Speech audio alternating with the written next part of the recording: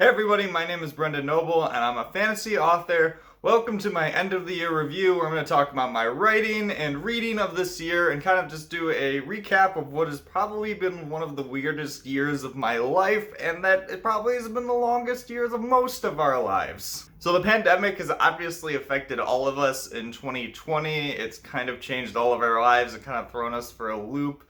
And I'm no different with that. I've been working from home all year, and that's changed my life a lot. But during this crazy year, I've actually kind of had one of my most productive years in terms of writing, reading, and working on, obviously, my Slavic fantasy videos and Slavic Saturday videos, and being able to create a lot. And so it has been a really weird and odd year, but in some ways a positive one in terms of personal growth and development.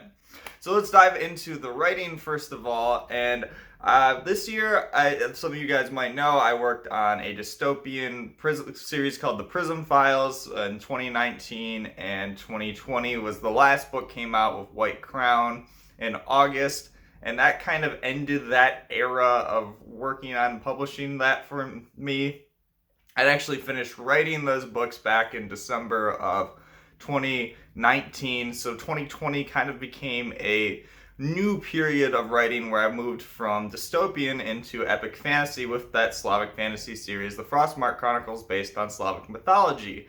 And that involved a lot of research and into history, writing, folklore, mythology, a lot of different things, and it meant that the book took a little bit of time for me to finish the first draft on. I'd often finish the first draft of books before that in either a month to 3 months. This one took 4 to 5 months in the first draft.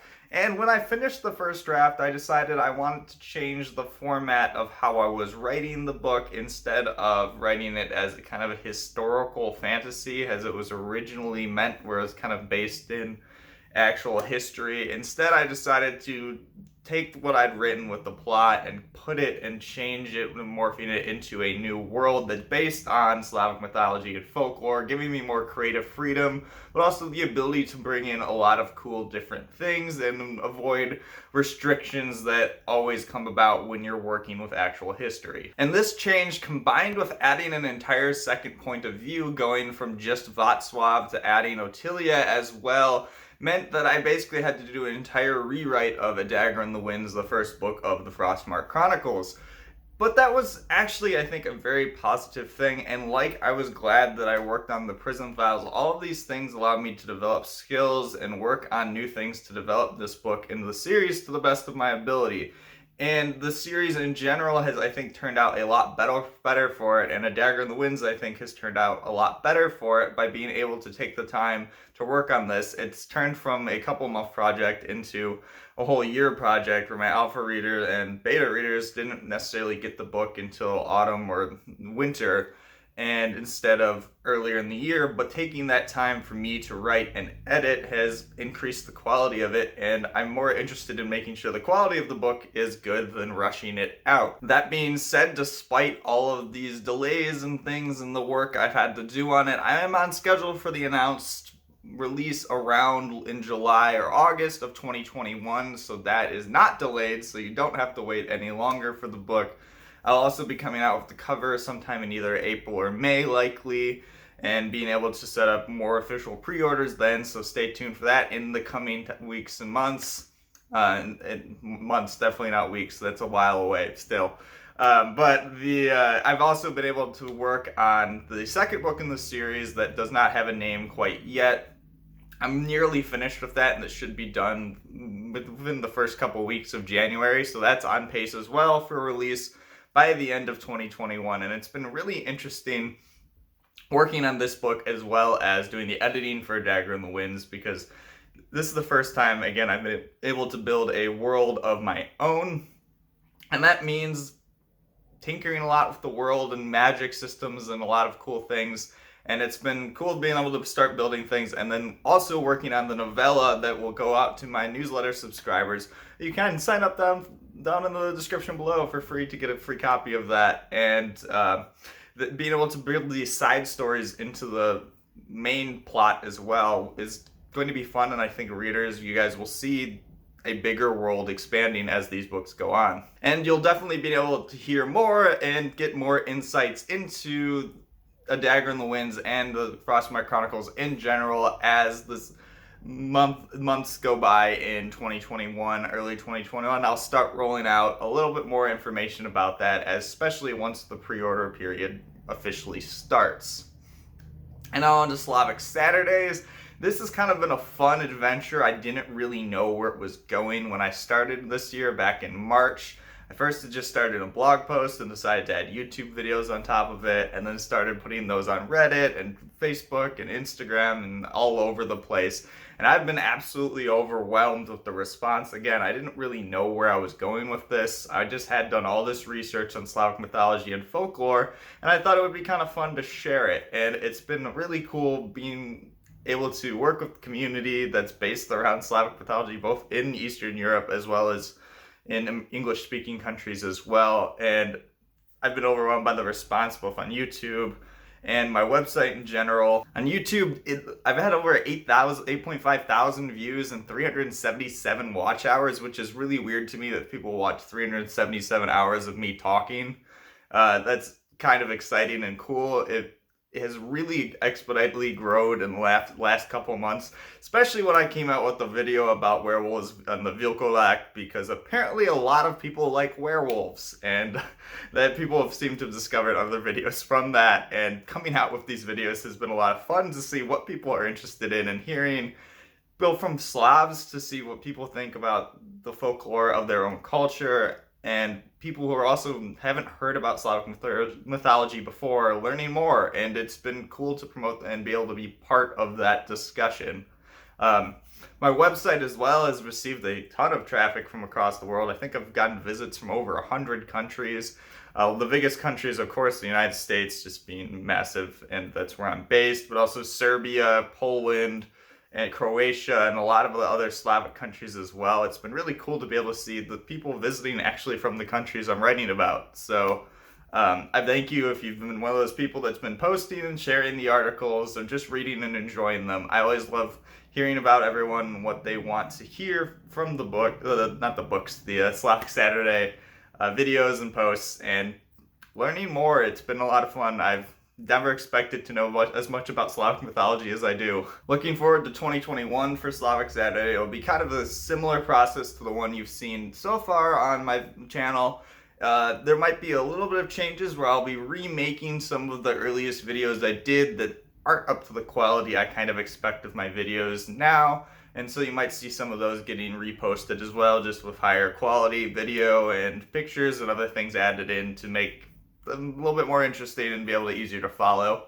I'll also be potentially bringing in some videos that are meant to be an easy introduction into Slavic mythology, because a lot of my videos are about one character or a single god or a single demon, but there's not a lot out there that are like a good overview of Slavic mythology, maybe like 5 gods to know or things like that. So you might be able to see some of those intro videos coming in as well with this year as I continue to go on, so that people can have a little bit of a taste of some of the stuff. But then if they want more specifics, I'll also have other videos that people can go into if they really want to know about a specific god, demon, or etc. And then I just wanted to talk as well about some of the books that I read this year and then what I'll be reading next year, and so how some of these things have kind of influenced me, as well as if you're looking for any potential reads, some of the things that I recommend. Nothing I read I really disliked, but just I'll give you some stronger recommendations and things that maybe you'll like in different cases than me. So first off, I read the second and third books of the Shadow and Bone trilogy from the Grishaverse by Leah Bardugo, which is Siege and Storm and Rune and Rising. And these books are pretty good. I've really enjoyed being able to read some of the earlier books compared to the Nikolai duology that I really started getting into of King of Scars, that had a little bit more depth for Leah Bardugo, that I feel like some of these ones don't have as much, but it's an interesting stuff. There are some Slavic Russian influences when it comes to the Ravka, which is the country that the trilogy mostly takes place in. So it's kind of interesting to see some of those elements in there, and I think her writing constantly is improving, and the series is interesting. There's also going to be a show on Netflix about it, so I encourage you to check it out. So after those books, I continued on my Grishaverse binge with The Crooked Kingdom. No, that's the wrong order. That is Six of Crows, which is the first book in the series. And then Crooked Kingdom, which is holding it backwards, is the second book in the series. And both of those books are, I think, show Bardugo's development as an author. These are books with pretty awesome depth to them. The characters go really deeply into them. If you're not a fan of a lot of backstory into characters, you might get bogged down in these because there is a lot of character backstory, but I find the world that she builds in these pretty dang interesting. It's very different than the Nikolai duology and also the Shadow and Bone trilogy, but it's a cool bringing into the Grisha elements to it that adds a lot of background to if you're interested in the Nikolai duology. And then I read The Ranger of Marzana by John Scavron, and I just want to show off this cover because this thing is beautiful. John Scavron had a great designer for this, and it's kind of interesting because this book is based on some elements of Slavic and specifically Polish mythology, which is similar to mine because of my heritage. And John Scavron wrote about and talked about how some of his influences came from his Polish heritage as well, and things he learned when certain relatives in his family died, which is kind of interesting to bring into this element of Marzana, who is also a key character in the Frostmarked Chronicles. And he doesn't bring as deep of mythology into it. He has a new world that has some Slavic mythology in it with Zivena, who's the goddess of spring, and then Marzana is the goddess of winter. And it's cool to see these elements come through. It's a pretty good series so far. I enjoyed the first book. It'll be getting kind of interesting where the second one goes. And the second one also has a brilliant cover that you'll see later in my TBR list. And the next two books don't need a ton of introduction. It's the first two books of The Lord of the Rings.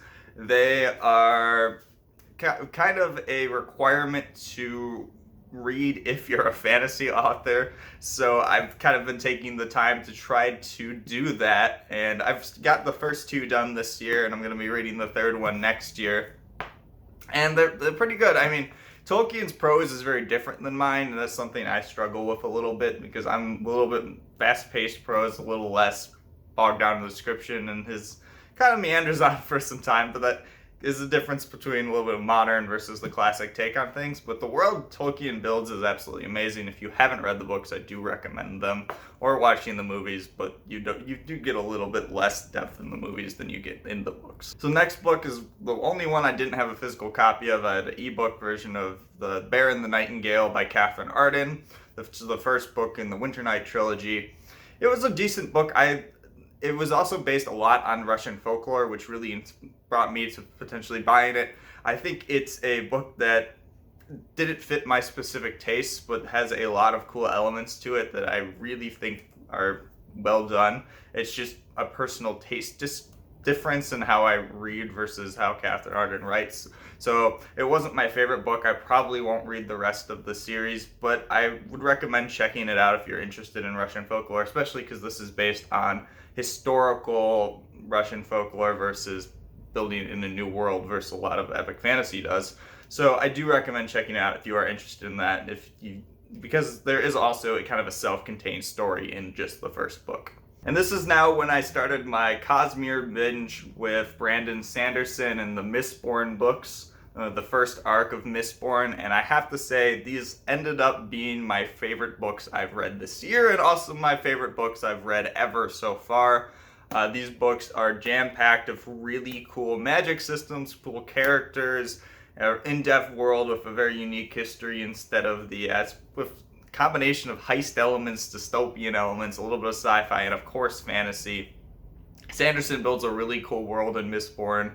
And the first book is definitely the best in the series in my opinion, but it is a fantastic read. I can't recommend it enough. It was my first introduction to Sanderson and the Cosmere, and I haven't stopped reading them since, as you'll see in the rest of this list. And so the last two books I managed to finish this year were Elantris and Warbreaker, which are two of Sanderson's first standalone books in the Cosmere, though they technically, both of them are expected to receive sequels at some point, so they won't be standalones forever, but right now they are.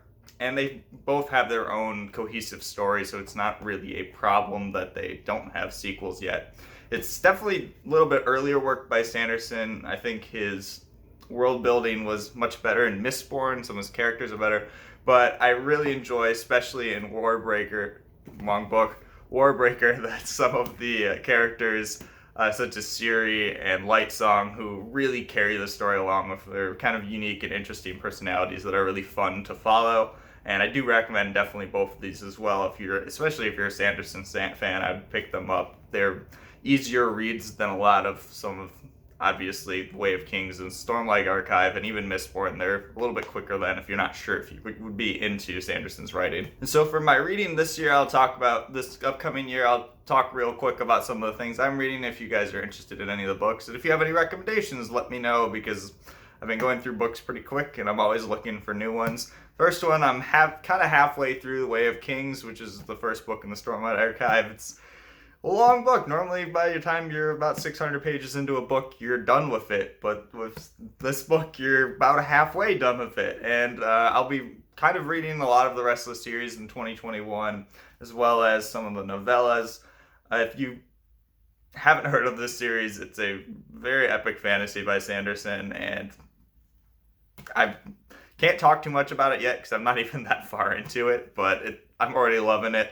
And that'll be a lot of what I'm reading, though some of the other books that I'm reading will kind of form gaps between that will allow me to kind of not have to read a bunch of 1,200-page books in a row. And for the rest of the books that I'm planning to read in between those in 2021 are The Rule of Wolves by Leigh Bardugo, which is the second book in that Nikolai duology after the King of Scars, and I'm really looking forward to this. It was, I think, my favorite book, King of Scars, before I read Mistborn, so I'm a big fan of it, so I'm looking forward to seeing where she goes with the characters in that.